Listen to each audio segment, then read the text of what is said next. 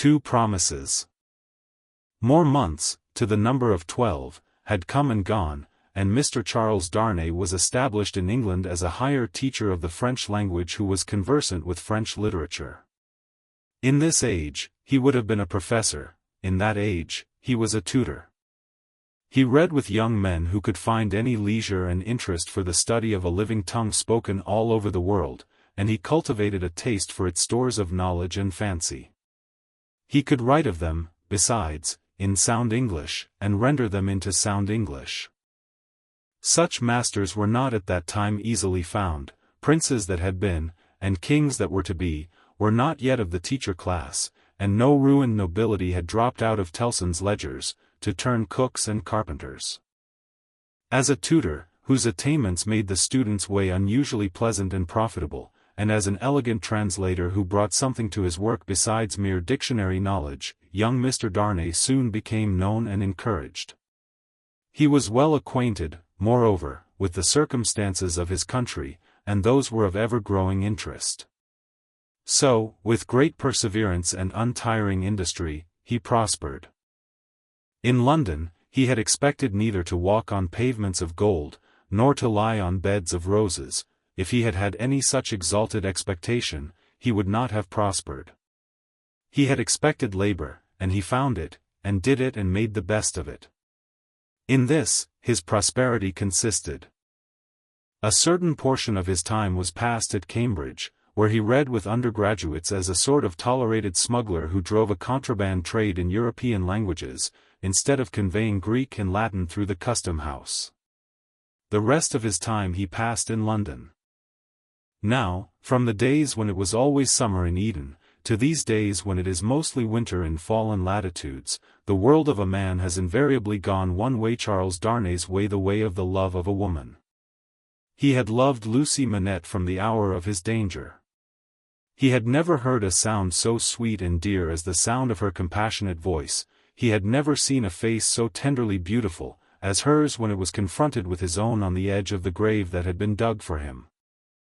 But, he had not yet spoken to her on the subject. The assassination at the deserted chateau far away beyond the heaving water and the long, dusty roads, the solid stone chateau which had itself become the mere mist of a dream, had been done a year, and he had never yet, by so much as a single spoken word, disclosed to her the state of his heart. That he had his reasons for this, he knew full well. It was again a summer day when, lately arrived in London from his college occupation, he turned into the quiet corner in Soho, bent on seeking an opportunity of opening his mind to Dr. Manette. It was the close of the summer day, and he knew Lucy to be out with Miss Pross. He found the doctor reading in his armchair at a window. The energy which had at once supported him under his old sufferings and aggravated their sharpness, had been gradually restored to him. He was now a very energetic man indeed, with great firmness of purpose, strength of resolution, and vigor of action. In his recovered energy he was sometimes a little fitful and sudden, as he had at first been in the exercise of his other recovered faculties, but this had never been frequently observable, and had grown more and more rare.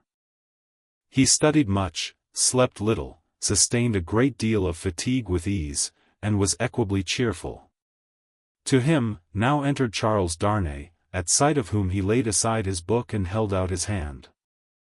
Charles Darnay. I rejoice to see you.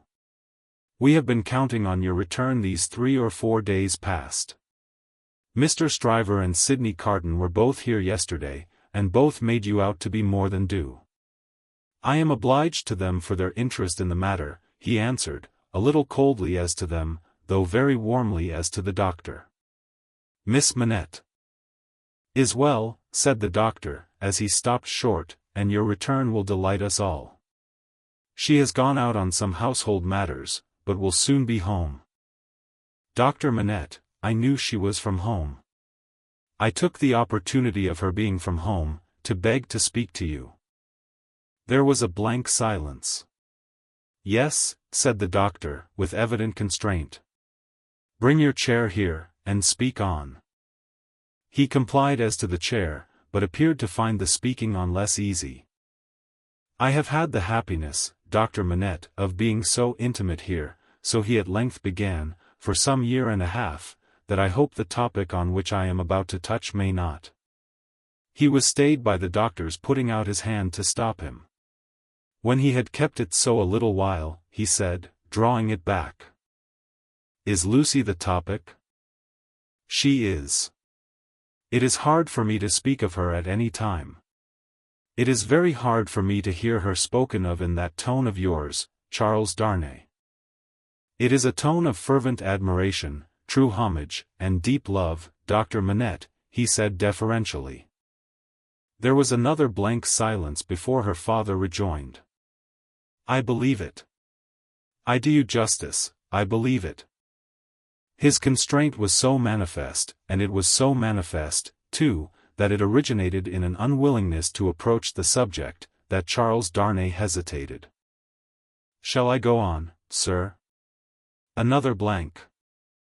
Yes, go on. You anticipate what I would say, though you cannot know how earnestly I say it, how earnestly I feel it, without knowing my secret heart, and the hopes and fears and anxieties with which it has long been laden. Dear Dr. Manette, I love your daughter fondly, dearly, disinterestedly, devotedly. If ever there were love in the world, I love her. You have loved yourself, let your old love speak for me. The doctor sat with his face turned away, and his eyes bent on the ground. At the last words, he stretched out his hand again, hurriedly, and cried. Not that, sir. Let that be. I adjure you, do not recall that. His cry was so like a cry of actual pain, that it rang in Charles Darnay's ears long after he had ceased. He motioned with the hand he had extended, and it seemed to be an appeal to Darnay to pause. The latter so received it, and remained silent. I ask your pardon, said the doctor, in a subdued tone, after some moments. I do not doubt your loving Lucy, you may be satisfied of it. He turned towards him in his chair, but did not look at him, or raise his eyes. His chin dropped upon his hand, and his white hair overshadowed his face. Have you spoken to Lucy? No. Nor written? Never. It would be ungenerous to affect not to know that your self-denial is to be referred to your consideration for her father. Her father thanks you. He offered his hand, but his eyes did not go with it. I know, said Darnay, respectfully, how can I fail to know, Dr. Manette, I who have seen you together from day to day, that between you and Miss Manette there is an affection so unusual, so touching, so belonging to the circumstances in which it has been nurtured, that it can have few parallels, even in the tenderness between a father and child. I know, Dr. Manette, how can I fail to know that, mingled with the affection and duty of a daughter who has become a woman, there is, in her heart, towards you, all the love and reliance of infancy itself. I know that, as in her childhood she had no parent, so she is now devoted to you with all the constancy and fervor of her present years and character, united to the trustfulness and attachment of the early days in which you were lost to her. I know perfectly well that if you had been restored to her from the world beyond this life, you could hardly be invested, in her sight, with a more sacred character than that in which you are always with her. I know that when she is clinging to you, the hands of baby, girl, and woman, all in one, are round your neck. I know that in loving you she sees and loves her mother at her own age, sees and loves you at my age, loves her mother broken-hearted, loves you through your dreadful trial and in your blessed restoration. I have known this, night and day, since I have known you in your home. Her father sat silent, with his face bent down. His breathing was a little quickened, but he repressed all other signs of agitation. Dear Dr. Manette, always knowing this, always seeing her and you with this hallowed light about you, I have forborne, and forborne, as long as it was in the nature of man to do it. I have felt, and do even now feel, that to bring my love even mine between you, is to touch your history with something not quite so good as itself. But I love her. Heaven is my witness that I love her. I believe it, answered her father, mournfully. I have thought so before now. I believe it. But, do not believe, said Darnay, upon whose ear the mournful voice struck with a reproachful sound, that if my fortune were so cast as that, being one day so happy as to make her my wife, I must at any time put any separation between her and you, I could or would breathe a word of what I now say. Besides that I should know it to be hopeless, I should know it to be a baseness. If I had any such possibility, even at a remote distance of years, harbored in my thoughts, and hidden in my heart, if it ever had been there, if it ever could be there, I could not now touch this honored hand. He laid his own upon it as he spoke. No, dear Dr. Manette. Like you, a voluntary exile from France, like you, driven from it by its distractions, oppressions, and miseries, like you, striving to live away from it by my own exertions, and trusting in a happier future, I look only to sharing your fortunes, sharing your life and home, and being faithful to you to the death. Not to divide with Lucy her privilege as your child, companion, and friend, but to come in aid of it, and bind her closer to you, if such a thing can be. His touch still lingered on her father's hand. Answering the touch for a moment, but not coldly, her father rested his hands upon the arms of his chair, and looked up for the first time since the beginning of the conference. A struggle was evidently in his face, a struggle with that occasional look which had a tendency in it to dark doubt and dread. You speak so feelingly and so manfully, Charles Darnay, that I thank you with all my heart, and will open all my heart, or nearly so. Have you any reason to believe that Lucy loves you? None. As yet, none. Is it the immediate object of this confidence, that you may at once ascertain that, with my knowledge? Not even so. I might not have the hopefulness to do it for weeks, I might, mistaken or not mistaken, have that hopefulness tomorrow. Do you seek any guidance from me? I ask none, sir. But I have thought it possible that you might have it in your power, if you should deem it right, to give me some. Do you seek any promise from me? I do seek that. What is it? I well understand that, without you, I could have no hope. I well understand that, even if Miss Manette held me at this moment in her innocent heart, do not think I have the presumption to assume so much I could retain no place in it against her love for her father.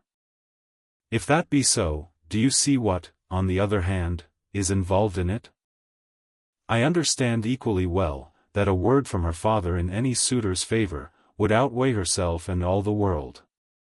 For which reason, Dr. Manette, said Darnay, modestly but firmly, I would not ask that word, to save my life. I am sure of it.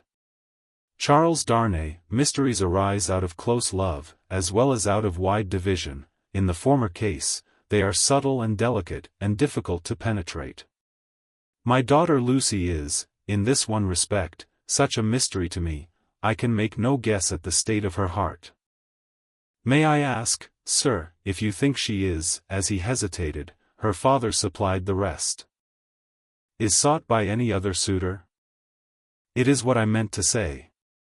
Her father considered a little before he answered. You have seen Mr. Carton here, yourself. Mr. Stryver is here too, occasionally. If it be at all, it can only be by one of these. Or both, said Darnay. I had not thought of both, I should not think either, likely. You want a promise from me. Tell me what it is. It is, that if Miss Manette should bring to you at any time, on her own part, such a confidence as I have ventured to lay before you, you will bear testimony to what I have said, and to your belief in it. I hope you may be able to think so well of me, as to urge no influence against me. I say nothing more of my stake in this is what I ask. The condition on which I ask it, and which you have an undoubted right to require, I will observe immediately. I give the promise, said the doctor, without any condition. I believe your object to be, purely and truthfully, as you have stated it. I believe your intention is to perpetuate, and not to weaken, the ties between me and my other and far dearer self. If she should ever tell me that you are essential to her perfect happiness, I will give her to you. If there were Charles Darnay, if there were. The young man had taken his hand gratefully, their hands were joined as the doctor spoke. Any fancies, any reasons, any apprehensions, anything whatsoever, new or old, against the man she really loved, the direct responsibility thereof not lying on his head, they should all be obliterated for her sake. She is everything to me, more to me than suffering, more to me than wrong, more to me well. This is idle talk. So strange was the way in which he faded into silence, and so strange his fixed look when he had ceased to speak, that Darnay felt his own hand turn cold in the hand that slowly released and dropped it. You said something to me, said Dr. Manette, breaking into a smile. What was it you said to me? He was at a loss how to answer, until he remembered having spoken of a condition. Relieved as his mind reverted to that, he answered. Your confidence in me ought to be returned with full confidence on my part. My present name, though but slightly changed from my mother's, is not, as you will remember, my own. I wish to tell you what that is, and why I am in England. Stop, said the doctor of Beauvais. I wish it, that I may the better deserve your confidence, and have no secret from you. Stop. For an instant, the doctor even had his two hands at his ears, for another instant, even had his two hands laid on Darnay's lips. Tell me when I ask you, not now. If your suit should prosper, if Lucy should love you, you shall tell me on your marriage morning. Do you promise? Willingly. Give me your hand. She will be home directly, and it is better she should not see us together tonight. Go. God bless you. It was dark when Charles Darnay left him, and it was an hour later and darker when Lucy came home. She hurried into the room alone, for Miss Pross had gone straight upstairs and was surprised to find his reading chair empty. My father, she called to him. Father dear. Nothing was said in answer, but she heard a low hammering sound in his bedroom. Passing lightly across the intermediate room, she looked in at his door and came running back frightened, crying to herself, with her blood all chilled, What shall I do?